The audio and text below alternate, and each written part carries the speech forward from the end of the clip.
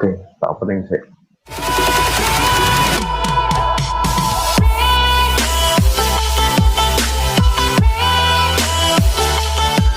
Ya, kita bersama Mas Sumardanto Purnomo. Halo Mas Danto.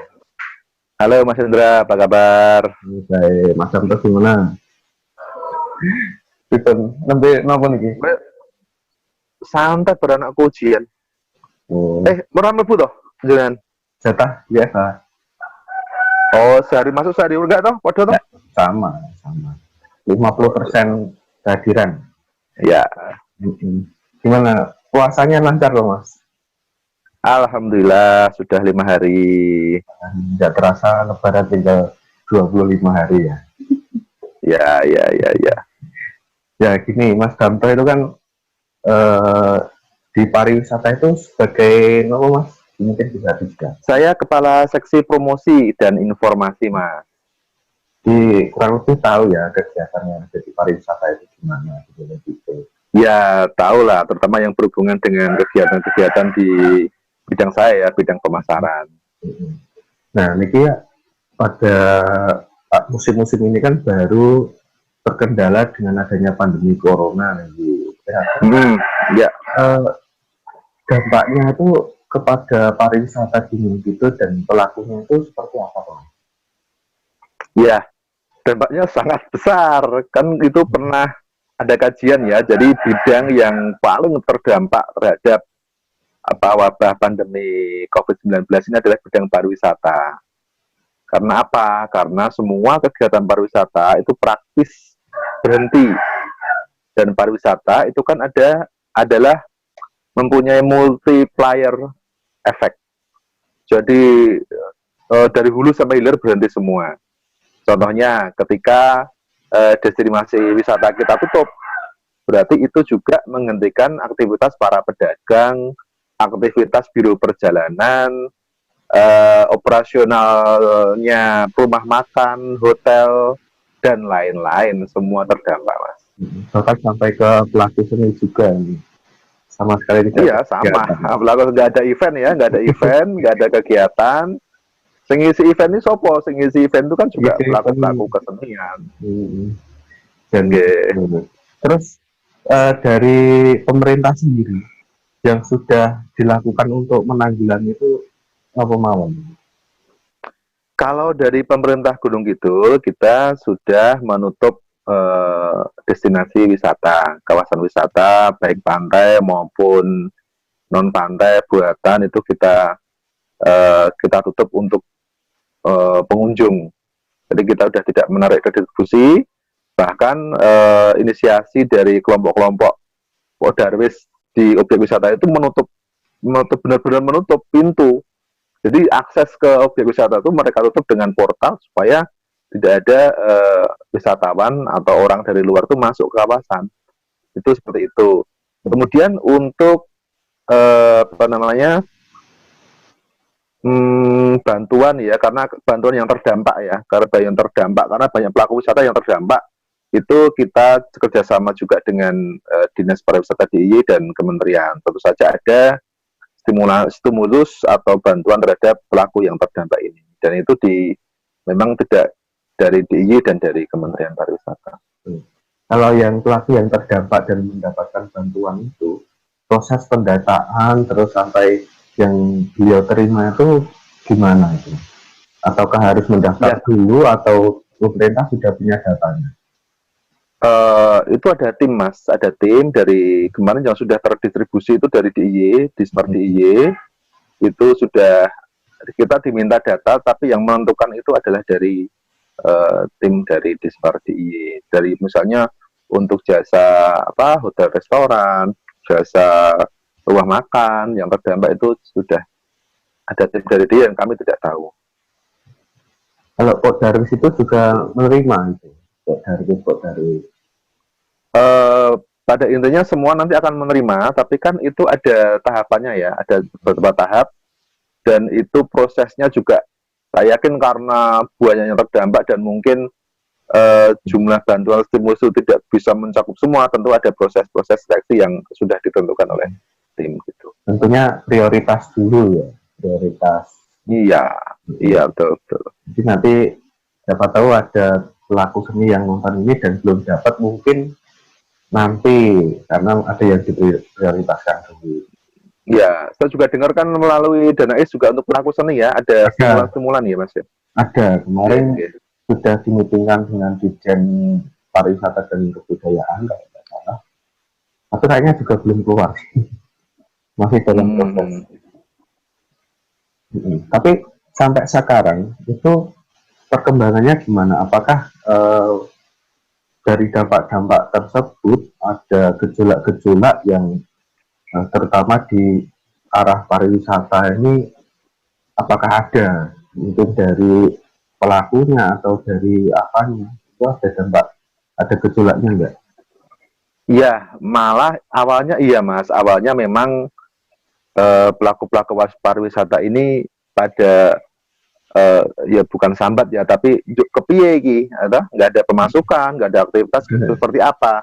Tetapi akhirnya dengan berjalannya waktu malah menimbulkan bentuk-bentuk kreativitas yang baru.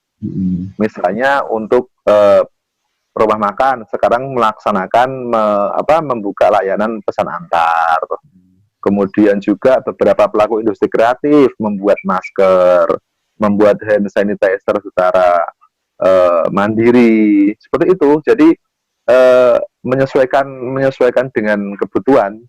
Beberapa kelompok juga mulai menyalurkan CSR, menghimpun dana dari masyarakat, kemudian menyalurkan bantuan seperti kelompok teman-teman dari HPI, dari PHRI dan lain-lain.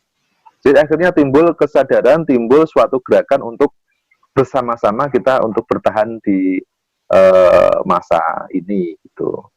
Berarti secara nggak langsung adanya pandemi ini seperti mendorong masyarakat untuk yang pertama itu gotong royongnya itu semakin tinggi, dan juga mau nggak mau menggunakan teknologi, karena kalau kemarin-kemarin biasanya malas buat apa pakai Android, buat apa, sekarang ternyata baru terasa manfaatnya gitu. Dan ini Mas, kalau dari saya pribadi ada ungkapan semua jadi bakul pada waktunya. Semua jadi bakul sekarang. Iya, semua jualan, semua apalagi pas musim-musim puasa ini kan banyak yang bersabar jual takjil itu, dan itu ternyata juga ya payu gitu. Teman-teman nelayan, teman-teman di rumah itu mau beli juga mau keluar kok takut nanti kena jadi terima online atau WA nanti dia harus jaga. Iya gitu. Asik banget. Tapi rencana selanjutnya setelah sekarang ini kira-kira apa aja, Mas? Apakah mau membuat suatu program sendiri atau apabila pandemi ini amit-amit belum selesai, kira-kira yang mau dilakukan Dispar itu seperti apa? Ya, sementara mengikuti instruksi dan surat edaran Bupati, kita semua ya di OPD itu sekarang melakukan realokasi anggaran. Jadi kegiatan-kegiatan kami di Dinas Pariwisata dan juga di OPD yang lain itu banyak yang terpangkas untuk dialihkan ke pemenuhan kebutuhan dalam rangka pencegahan COVID-19 ini. Seperti saya ya, di bidang saya itu banyak kegiatan yang dipindahkan. Pergi keluar daerah sudah tidak ada, pameran keluar daerah sudah tidak ada, beberapa event kita hilangkan, seperti itu. Jadi saya pikir menurut saya pribadi di tahun 2020 itu memang tahun yang berat, cukup menantang untuk kita pariwisata dan akan terkenang selalu gitu. Tapi kita harapkan nanti segera pulih dalam waktu cepat. Beberapa prediksi sudah kita dengarkan di media ya. Ada yang bilang Juni, Juli, September. Tapi semoga masyarakat kita patuh dan lebih cepat selesai. Dan insya Allah kalau ini selesai, maka yang akan berdampak pariwisata nanti akan jaya kembali. Seperti itu. Yang terakhir nih Mas, kira-kira pesan yang akan disampaikan kepada masyarakat dan harapannya dengan kondisi seperti ini seperti apa? Ya, kalau menurut saya ikuti himbauan pemerintah itu aja. Titik. Ketika tidak boleh melakukan kegiatan aktivitas kerumunan, ya hindari. Ketika harus di rumah saja, ya di rumah saja. Ketika harus keluar rumah, ya gunakan APD, masker dan lain-lain. Jadi ikuti himbauan pemerintah, tetap di rumah, jaga kesehatan, BABS. Soalnya itu satu-satunya cara untuk memutus rantai persebaran corona. Untuk yang mau piknik, sabar dulu, ditahan dulu, piknik virtual dulu ya. Bisa googling dulu, buat rencana dulu, nanti setelah wabah ini selesai, langsung gas lagi, gitu Mas. Harapannya ujian. Ya, harapannya wabah ini segera selesai, atau tingkat penularannya menurun, akhirnya dinyatakan selesai, social distancingnya dikurangi, aktivitas berjalan semula, dan kita normal kembali. Itu aja harapannya. Anak-anak sekolah kembali, kita kerja kembali, event-event, kangen event ya Mas? Kita event bareng ya kita ya. Iya. Apalagi gitu Mas Hendra. Lagi dampingi anaknya Ustadz ya tadi pagi ya. Iya, ini anak saya sekolah. Ujian sekolah. UN diganti kan, ujian nasional kan nggak ada, terus sekarang diganti ujian sekolah diawasi orang tua di rumah. Gitu. Untunglah kalian teman-teman SMA SMK yang lulus karena corona. Jalur corona, aduh. Baca ya. Oke, mungkin gitu aja Mas Yanto. Sudah Mas Indra, makasih. Mungkin bisa kita lanjut di topik-topik selanjutnya. Ya, ini banyak dari pendapat saya pribadi ya, dari obrolan ini banyak dari pendapat saya pribadi dan kadang tidak mencerminkan suatu lembaga itu. Ya, oke. Terima kasih Mas Yanto atas waktunya. Matur nuwun. Sampai jumpa di lain kesempatan, tetap di Ngobrol Santai bareng Mahendra. Oke.